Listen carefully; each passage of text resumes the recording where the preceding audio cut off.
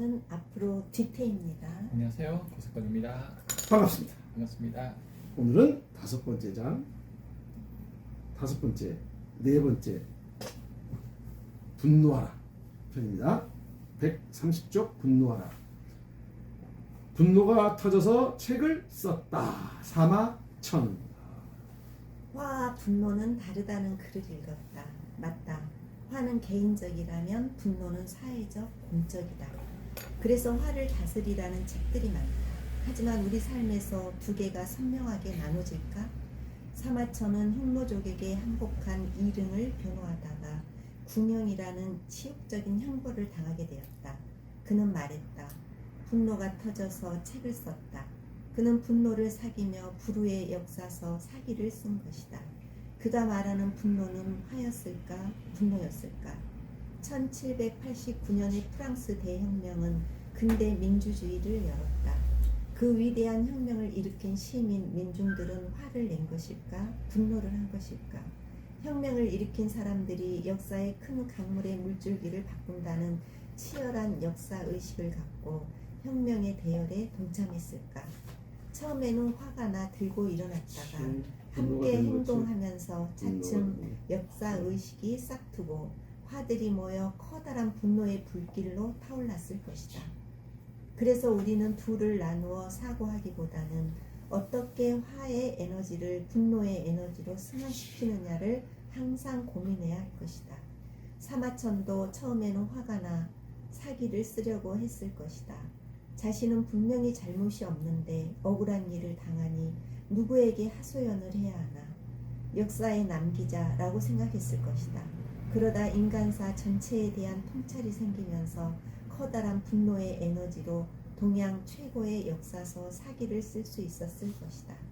따라서 우리는 개인의 화를 다스리는 데 집중하기보다는 각자의 화들을 사회 변화의 에너지인 분노로 승화시킬 수 있는 건강한 영역, 공간을 건설하는 데 집중해야 할 것이다.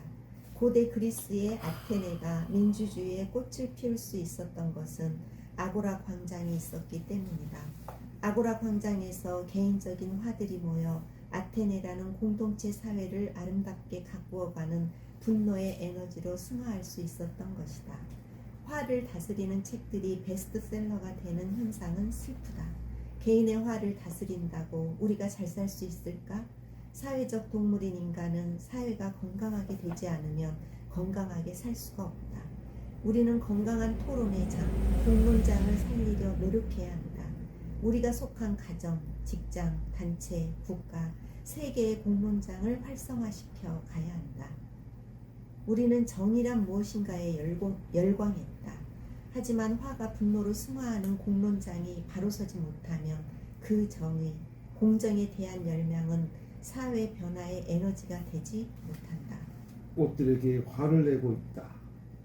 꽃들에게 화내고 있다. 깃털들을 집어던지며 지푸라기를 집어던지며 발을 구르면서 이성리 화내고 있다 부분. 꽃한테도 화나고 풀한테도 화냈는데 다 꽃이 아니라 풀이었군요. 네. 꽃에게 화내고 있다. 네. 풀에게 화내고 네. 있다. 광장, 인터넷 공간, 언론 매체 등 공론장이 건강하게 서 있지 않은 사회에서 우리는 꽃에게, 풀에게 마구 화풀이를 하게 된다. 꽃하고 풀한테 화풀이 하기 전에 맞아요. 그러니까 이게 이제 일단 화가 나야 분노를 할 수 있죠. 화가 난다는 건 억울하다는 그렇죠. 의미니까. 화부터 시작이네. 그죠. 억울함을 느끼지 못하면 화를 낼 수조차 없죠. 그래서 저는 이렇게 사람이 어릴 때부터 그래서 도반이 중요하다 했잖아요. 그쵸? 공부할 때 같이 이렇게 도반끼리 서로 싸우면서 화내고 하다 보면은 어떤 분노를 배우게 된다 봐요. 근데 처음부터 그냥 화 다스리라 그러면은 분노를 모르게 되고. 그러니까 아까 선생님 말씀하신 것처럼 화 다스리라는 게 그 감정 세포를 다 죽이라는 거잖아요. 결국 그렇게 될 수가 있죠. 그러니까 다스리라 이미 그러면 이거를 경험하지 않은 상태에서 세포를 다 죽여버리면 그야말로 화가 뭔지도 모르게 돼버리는 거잖아요. 감수성, 감각 그렇죠. 그런 게 다 없어져 감수성이 버리는 타될 수 있겠죠. 네. 나중에는 뭐 허허 겉으로 허허 웃는데 속은 우는 사람이 될 수도 있고. 네. 아 근데 지금 여기 이 분노하라가 정말 현재 사람들에게 하는 얘기처럼 딱 그렇게 이제 그러니까 화를 이제 낼 수 있어야 되는데 화를 못 내가지 어릴 때부터 울지도 못하게 하고 그러다 보면 감수성이 이제 퇴화되면은 내가 이제 살기 힘들지. 살기 힘든 사람은 강자한테 빌붙게 돼 있어요. 그게 파시즘이죠. 지금 우리 사회 극우 현상도 그렇게 보거든요. 그러니까 자기 감성이 있는 사람은 누구 밑에 안 갈라 그래요. 그래서 자기가 하면 무뎌지니까 강자한테 빌붙는 게 편하죠 이제. 아무 자기한테는 이로운 게 없잖아요. 그렇죠. 거기 빌붙어야 나에게 오는 내가 삶이가 거는- 뭐 좀 편하고 이러니까요. 네. 그러니까 감성이 있는 사람은 뭐 주인의 삶을 살죠. 독불장으로 살아도 편한데 그 감성이 가장 중요하다고 봐요. 그러니까 아이들 보면 어린 아이들 보면 나무하고 공원 그렇죠. 가다가 나무하고도 얘기하고 누구 밑에 안 가려고 그러잖아요, 얘들은. 네. 뭐라고 하면 싫어하고. 그러니까 완전히 독립된 존재가 돼 있는데 감성이 살아나요. 근데 그 감성 교육이 중요한 거예요. 지금 지식 교육하는 게 이게 참 문제죠. 근데 이제 전에 또 이제 수업한 얘기가 또 또 나오는데 아니 그 저희 아이가 어렸을 때 제가 선생님 수업에 가서 그랬어요. 선생님 저희 아이 봐요 공원에 걸어가는데 나무가 엄청 큰데 그 나무가 저한테 달려올 것 같아서 무섭다고 그래요. 했는데 선생님이 깜짝 놀라시면서 너무 반기셨어요. 근데 저는 그때는 살아있는 거지. 아니 왜 저게 그냥 뭐 중요한 거라고 저렇게 깜짝 반기실까 했는데 이제 공부를 하다 보니 그게 어떤 의미로 그렇게 말씀하셨는가. 그래서 그 아이가 이제 문창가 가서 그쵸. 작가의 꿈을 꾸는군요. 맞아요. 살아있는 거죠. 그 아이는 살아있는. 네, 감각이 감수성이 살아 있었던 거죠. 네. 살아있는 거지.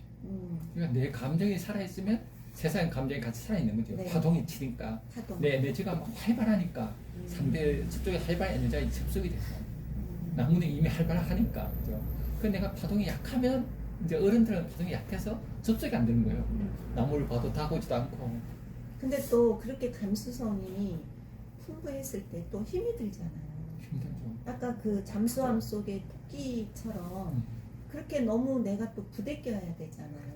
그러니까 어떻게 보면 또 회피하고 싶은 그렇죠. 그런 그냥 마음도 혼자는 있을 것 그렇지만 이제 뭉치면 견딜 수 있다 봐요. 그래서 공부 모임을 꾸리고 그래서도 같이 하고 이렇게 함께 해야지 혼자는 못 견디죠. 네, 혼자는 힘들죠. 그래서 우리 공부 모임을 꾸려서 그래서 잘해서. 선생님이 월화수목금토까지 수업하시잖아요. 네. 그런 모임들이 이제 이렇게 뭐 하나하나가 화였다면 그렇죠. 그런 모임들이 뭉쳐서 분노로 분노할 수 이렇게 있고, 그 애들이 강을 있어. 또 이룰 수도 있는 거죠. 그러니까 이제 화라는 게 감정적으로 어떤 것을 흡족하지 못해서 날 수도 있고 또 하나는 이게 왜 이래? 부당한 일에서 그러니까 이게 왜 이래라고 누가 날 때렸어? 왜 때려? 그게 이제 본성에 걸린 거룩한 분노죠. 그러니까 저는 이제 뭘 보고 싶으면 이렇게 그래서 이제 그 근본적인 게 또 화로 가기까지 뭔가 문제의식들을 가질 수 있도록 뭔가 돼야 되는데 지금은 그런 게 다 이렇게 좀 사라져 있다. 그러니까 이제 화까지만 가고 그 화는 낼 수 있는데 그 화의 종류가 그러니까 저는 문제가 이거 문제야라는 것으로부터 시작해야 되는데 문제가 없어진 사회라는 거예요. 지금 아이들은 예를 들어 아까 얘기했지만 구구단도 그냥 외워가 아니라 보면 이거 좀 편하게 외울 수 귀찮아. 이게 문제가 시작되는 거야. 귀찮아. 다른 방법이 뭐 없어? 이제 구구단을 자기가 만들겠죠. 그러니까 그래서 유치원이나 초등학교 때부터 그 예술 교육을 많이 해서 자기를 표현하는 교육을 많이 해야 돼요. 그러니까요. 그래서 그런 뭔가가 난 그게 더 이게 이제 이 분노하려면 사마천이 왜 화를 내요? 그 정도 되는 그런 게 되니까 화가 내고 갔지. 그게 없었다면 사마천은 없었겠죠. 그런 문제를 좀 이렇게 맞닿을 수 있도록 좀 어른들은 아이들한테 문제를 오히려 내줘야지. 왜 다 풀어주고 정답 있는 거 다 주고. 저는 그게 그래서 애들이 지금은 이제 큰 문제가 어릴 때 같이 싸우면서 가야 되는데 마을이 사라졌잖아요. 그러다 보면 애들이 화를 냈을 때 지금 부모들 할아버지들 이제 그러잖아요. 그 부모들이 그러면 애를 화낸 거 그냥 다 받아주기도 해요. 그렇죠. 그러면 자기가 화냈을 때 상대방하고 이렇게 조율하는 힘을 길러야 되는데 그것도 안 되지. 그걸 고임이 없어야 돼요. 참 이게 우리 사회가 빨리 좀 잘 됐으면 좋겠어요. 복지를 해서 애들이 좀 공부 좀 안 하게. 선생님 사마천이 이래서 나왔다는 걸 전 이 책을 보고 처음 알았어요. 무식하죠? 다 우리 학교 교육이 원래 그렇잖아요. 원래 아니 그렇지. 전혀 이 배경을 몰랐어요. 그래서 이렇게 쓰게 그 된 거예요. 저거는 우리 불후의 역사서 역사서 사기가 사마천이 예. 사기를 동양 최초의 역사서다. 그렇게만 외워. 저는 아니 그것도 잘 몰랐고 그 내용을 보니 너무 많은 것들이 예를 들면 섭섭하다고 했다고 칩시다. 섭섭이라는 단어가 있어. 그럼 그 왜 생겼냐 하면 어떤 사람이 있는데 그 사람이 섭섭이야. 유래가 다 있어요. 근데 그 사람이 무슨 행동을 했어. 그래서 그 다음부터 섭섭이라는 단어를 그렇게 써. 뭐 이런 식의 이야기들이 거기에 쫙 나면 저도 깜짝 놀랐어. 이게 뭐지? 저 아직 안 읽었어요. 우리 단어가 읽기가 제 쉽지 거 않아. 읽어봤어요. 네, 이거 봐야 돼. 읽으면 기가 막히죠. 그 저는 이 책을 왜 읽어봐야 되는가 하면 네. 이 책이 중요한 의미를 들어봐요. 인간이 그 살 때 제대로 살아야 되는데 제대로 살게 한 책이라고 봐요. 그래서 사마천이 한 거는 이거죠. 그 죽고 나서의 문제를 제기한 거죠. 사마천이 이제 죽잖아요, 그죠? 공연 받아서 언젠간 죽게 될 텐데 근데 자기가 책을 안 남겨 죽으면은 사람들이 기억할 때 그렇게 얘기했어요. 저 사람은 공연단에서 죽었대. 억울한지도 모르고 막 그러겠죠. 그렇죠. 이 사람 그게 분노한 거예요. 그렇죠. 나의 억울함도 모르고 내가 사라졌을 때 그대로 형편은 존재로 남는 거. 그래서 이제 그랬었죠. 이후에는 이제 동양에서 어떤 문화가 만들어지는가 하면 사후를 두려워하게 된 거예요. 역사를 남으니까. 두려워한 문화가 만들어진 거고 어떤 있어요. 평가? 남으니까. 그렇죠. 그렇지. 그러니까 옛날에 일제 때 우리도 독립운동 선비들이 많이 있거든, 양반들이. 후손 나를 어떻게 평가하냐 때문에 한 거예요. 이게 동양 사회를 지탱하게 한 거예요. 유럽은 지탱하게 한 이미 서양은 저거죠. 사후의 심판. 그래서 함부로 못해요. 사후 심판이 두려워서. 그래서 동양은 역사의 심판, 서양은 사후의 심판. 이게 이 두려움 때문에 사람들이 제대로 살려고 노력을 했는데 현대 오면서 이 두 가지가 다 무너지고 있죠. 사후 심판도 안 믿고 역사도 안 믿고. 그래서 지금은 어떻게 보면은 어떤 삶의 어떤 기준이 사라진 시대라고 보는 거죠. 그렇죠. 그게 그걸 어떻게 역사조차도 그걸 어떻게 세울 거냐의 시대라고 봐요. 맞아요. 두려워하지 않잖아요. 안 사람들이. 들어와요. 막 하잖아요. 지금 하는 거 봐. 근데 옛날에는 조선시대 왕들은 다 기록하잖아요. 네. 조선 왕들. 그러니까 어떻게 실록에. 하냐? 왕은 항상 후대의 자기를 되게 평가가 두려워서 함부로 못하는 거예요. 이게 있는 거예요. 그게 안전장치였죠. 그게 굉장히 네, 중요해요. 근데 지금 안전장치 없는 거예요. 지금 막 해도 누가 나를 그러니까 일제 시대 때 권력 가지고 있으면 예, 끝이야. 하게 되는 거예요. 네. 일제 시대 때 비행기 받친 놈도 그대로 또 국회의원을 하고 있고. 그렇죠. 그러니까 뭐 남기면 어때? 그래서 사람은 그 평소에 살면서 그 조식이라는 선비 있잖아요. 우리 사회에. 네, 있죠. 그 선비 최고의 경지죠. 이 사람이 가장 중요해 경과 의라 그랬죠. 경이란 게 이제 경건한 거잖아요. 그러니까 일생을 경건하게 살아야 되죠. 사람이 함부로 막 살면 안 되죠. 경건하게 살아야지 이제 의로움을 아는 사람이 되는 그 경의. 그 사람이 칼을 차고 다닐 때잖아요. 경의금. 이제 그래서 경이 사라졌다 봐요. 이 시대는. 그래서 경건하게 살아야. 경건하게 안 살고 왜 그런 사람과 인간은 자아가 있어서 자아는 오만지 싶거든요. 근데 이 장치가 없어진 거예요. 지금 오만해도 되는 시대예요. 막 갑질해도 괜찮고. 그러니까는 뭐 재벌이 갑질하니까 밑에 있는 사람 다 배우잖아요. 갑질 안 하면 자기가 뭔가 낮은 것 같으니까 이게 심각하죠. 그걸 제어하는 장치가 없는 거죠. 지금 역사의 두려움도 사라지고. 그렇죠. 그래서 저는 사마천이 위대한 게 그잖아요. 역사의 심판이라는 걸 이 사람이 다 그걸 만들어서 가능해졌죠. 역사의 심판. 그래서 이제 이 성에서 사기에 보면 다 기록했잖아요. 뭐 그 그렇죠. 당시에 유명한 도둑도 기록하고 유명한 부자 뭐 어떤 사건들이 사건보다 인물 중심이죠. 인물 사람들은. 중심. 예. 그때 구전으로 전해졌던 중국 역사부터 막 지금 막 시초부터 다 쓴 거죠. 봐야 되겠네. 봐야 되죠. 지루하긴 해요. 지루하다. 이 아고라 광장에서 이제 개인적인 화질이 모여 아테나라는 공동체 사회를 아름답게 꾸며가는 뭐 분노에 이게 있었다 했잖아요. 이런 아고라 광장이 우리도 이제 있어야 되는데 이게 이제 소위 오늘날 치면 미디어 아니에요. 그렇죠. 어떻게 보면 더 좋아졌죠, 사실. 너무 좋아졌는데 굉장히 기가 막혀졌는데 그 미디어가 지금 이게 미디어 같지도 않은 이걸 또 어떻게 하면 좋겠냐고. 와, 진짜 뭐 문제가 지금 가정에는 거실이 살아야 되듯이 거실이 살아야지 좋은 가정이죠. 아빠가 집에 탁 들어갔을 때 거실에 있던 아들이 집에 방에 쑥 들어가면 안 되죠. 나와야 돼. 방에 딱 일단 나가서 광장에만 있어야 되는데. 맞아, 그것도 광장이죠. 그것도 광장이죠, 거실이. 음. 국가 같으면 지금 강한 몸이 이제 광장. 그러니까 저는 애들을 나와라 그렇게 억지로 나와라 못하니까 일부러 저걸 가지고 완두콩 있으면 완두콩을 사갖고 와요. 예. 아, 나와라 그럼 이제 콩 까면서 이제 나와라 그러면 이제 이거 뭐라. 아 이거 까자 아니, 같이 까자 그럼 애들이 까면서 이야기하는 거죠. 예, 그렇죠. 그런 걸 했는데 그렇게 아니었을 때 이 이성미 시인의 그렇죠. 이렇게 화내게 되죠. 시처럼 막 화내죠. 그러니까 엉뚱한 곳에 그렇죠. 화풀이를 한다. 광장이 없으면 안 된다. 그러니까 사람이 자아가 있어서 막 오만지 싶거든요. 그래서 사람과 같이 얘기를 나누다 보면 이제 어떤 화보다는 분노하는 사람이 되는데. 근데 근데 한 놈들은 그걸 계속 꾸정물 묻히느라고 바쁘니 그렇잖아요. 막 쓸데없는 뭐 이상한 댓글 계속 달고 분탕질 하는 거야. 여기 건재한 데 아니야. 예. 아, 나쁜 놈들인 거지. 그렇죠. 그래서 어릴 때부터 이렇게 같이 놀고 싸우는 힘을 길러야 된다 봐요. 그래야지 이제 이 역량을 길러서 자연스레 그 사이버 공간에서도 그렇게 하는데 사이버 공간에 가기 전에 애들이 지금 외톨이 지는 거예요. 그렇죠. 외톨이 지다 보니까 화만 잔뜩 있는 거예요. 그렇죠. 어디 화내고 싶은데 그렇죠. 화내 누가 건수를 잡아내는 거예요, 애들이. 그 댓글 막 달죠. 앉아서 이제 그거 그렇죠. 쓰는 거. 화를 막 쏟아내고 있는 거지. 그걸 내가 이게 잘 인식하고 이해하고 뭘 다는 게 아니라 그냥 예. 화만 쏟아내는 거죠. 그러니까 우리가 윤리라는 단어가 에티카 하면 윤리학 그러죠. 에티카 이게 의무가 에토스 삶의 태도죠. 그러니까 윤리라는 게 사람 관계인데 사람 관계 윤리를 배울 때는 이제 태도가 중요한데 어릴 때 전부 다 외톨이 다 길러요 지금. 그러니까 삶의 태도 자체가 외톨이니까 화를 내는 방법도 모르고 어떻게 하는 방법 몰라요. 그래서 지금 사이버 댓글들이 막 그냥 화가 막 쏟아지잖아요. 그죠? 막 90 혐오.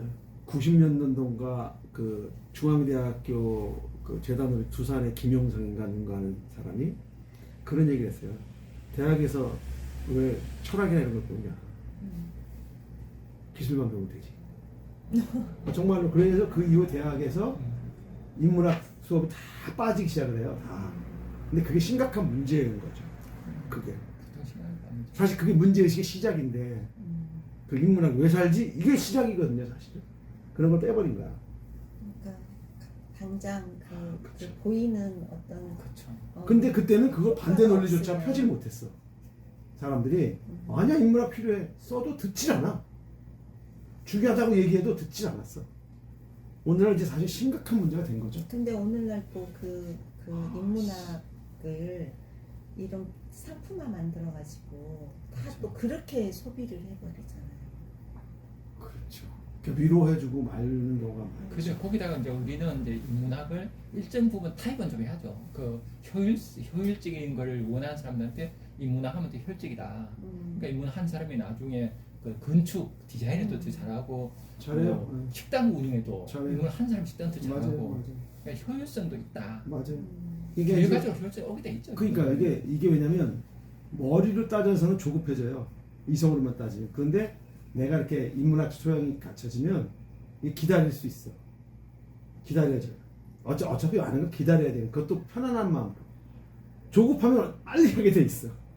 이성으로 하면 이성으로 이것까지 판단 못 해요. 적어도 이거 12개월 정도 지나야 돼. 하면서 12개월 정말 내가 이거 기다린다는 게 쉽지가 않아. 근데 인문학 하는 사람은 그걸 예, 그렇죠. 그래서 이제 스티브 잡스가 그런 얘기했죠. 소크라테스하고 점심을 함께 먹으면 자기 전 재산에 넣었다고 그런 식이었죠.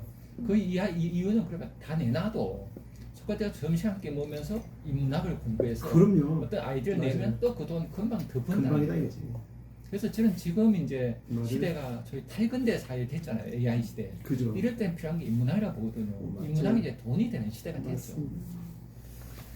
돈을 원치 않는데 인문학은 자연스레 돈이 되는. 지금 이 말도 안 되는 시대 분노해야죠. 예, 분노해야만 합니다. 인문학을 하자. 분노를 인문학을. 물론 이 분노의 인문학. 컨텐츠는 이 윤석열 탄핵 이후에 올라갈 수도 있어요. 시기상으로. 빨리 돼야 될 텐데 현재는 도대체 뭘 하고 있는 건지 도대체 알 수가 없네요. 가서 어떤 얼굴이라도 하나 채워서 아니 가서 진짜 아니 그냥 맛집을 가도 돼요. 거기 맛집 많거든. 근데 가는 거야. 그냥 가서 그냥 놀다 와도 가서 얼굴 하나만 채워도 나는 분노의 표시가 아닐까. 댓글에 좋아요 한번 누르는 거랑 똑같이 글을 쓰지 않더라도 그렇지 않을까 싶으면서 오늘 분노가 터져서 책을 썼다. 사마천 분노하라 여기까지 하도록 하겠습니다. 감사합니다.